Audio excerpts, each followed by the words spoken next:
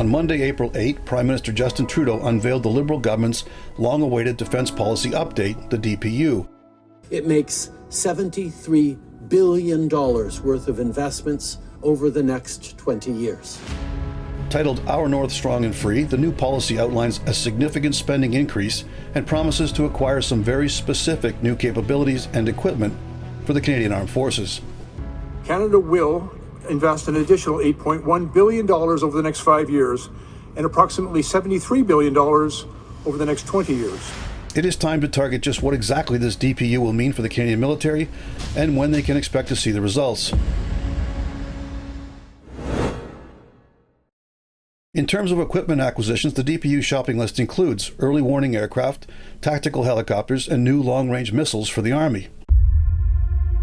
The government plans to buy specialized maritime sensors to improve ocean surveillance, as well as build a new satellite ground station in the Arctic. The DPU blueprint includes plans to establish additional support facilities in the Arctic for the military operations. Also referenced, albeit without detail, is a new fleet of submarines for the Royal Canadian Navy. There will be a major investment in domestic ammunition production to replace those stocks of artillery shells which Canada donated to Ukraine. Having learned their lesson from that war, Canada also plans to significantly increase the Army's strategic reserve of ammunition. Due to the numerous delays to the Canadian surface combatant, a large sum of money has been set aside to keep the RCN's aging Halifax-class frigates operational until the new Type 26 destroyers eventually enter service. With a nod to the fact that modern battlefield is evolving into new domains, the DPU focused on improving the CAF's ability to conduct cyber operations. The government plans to establish a Canadian Armed Forces Cyber Command. Also to be pursued is a joint cyber operations capability with the Communications Security Establishment, CSE, Canada's secretive Ottawa-based electronic intelligence gathering organization. While not as sexy as the wish list of futuristic weaponry and spy gizmos, the DPU also set aside increased funding to address the construction of affordable housing for military personnel.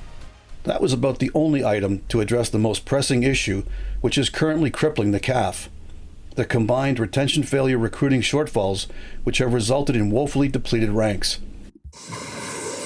You can buy all the weaponry in the world, but it will be useless if there's no one left in uniform to use it. As for what all this will mean for the actual future of the CAF, a few polite reminders might help put things in perspective. First of all, this DPU was initially announced by the Liberal government back on April 7th, 2022, as an urgent necessity in the immediate aftermath of Russia's invasion of Ukraine. That was nearly 2 years to the day before they actually tabled this DPU. That is not an urgent response in any universe.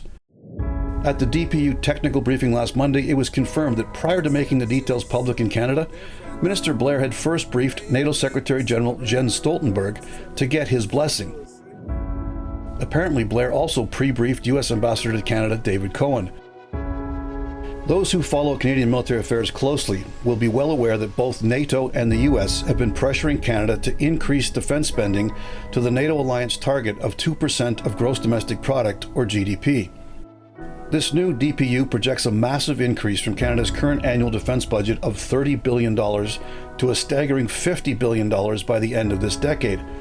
However, thanks to Canada's robust economy, that will only put us at the 1.76% GDP mark.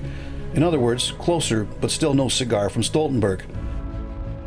Perhaps the most important detail to remember is this is a projected 20-year plan, which is unlikely to survive any change in government. To coin the old phrase, I'll believe it when I see it. This has been On Target. I'm Scott Taylor.